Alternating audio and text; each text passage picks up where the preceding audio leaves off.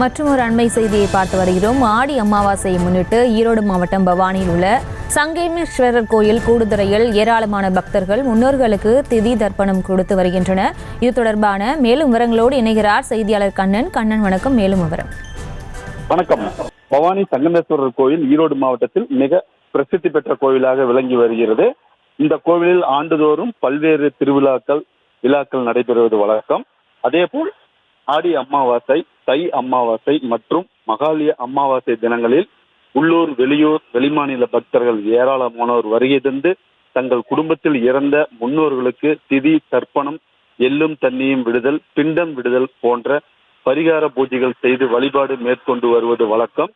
இன்று ஆடி மாத அமாவாசையை முன்னிட்டு ஈரோடு, சேலம், நாமக்கல் உட்பட பல்வேறு மாவட்டங்களிலிருந்து ஆயிரக்கணக்கான பக்தர்கள் கூடுதுறையில் குவிய தொடங்கினர்.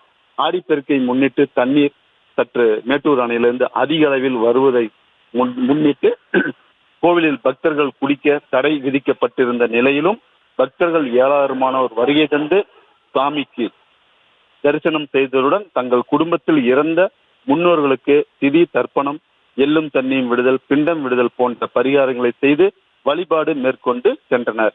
இந்த பொதுமக்களுக்கும் பக்தர்களுக்கும் எந்த விதமான அசம்பாவித சம்பவங்கள் நடைபெறாமல் இருக்கும் வகையில் பவானி போலீசார் பாதுகாப்பு பணியில் ஈடுபட்டு வருகின்றனர். விவரங்களுக்கு நன்றி கண்ணன். செய்திகளை உடனுக்குடனும் துல்லியமாகவும் தெரிந்து கொள்ள சப்ஸ்கிரைப் பண்ணுங்க.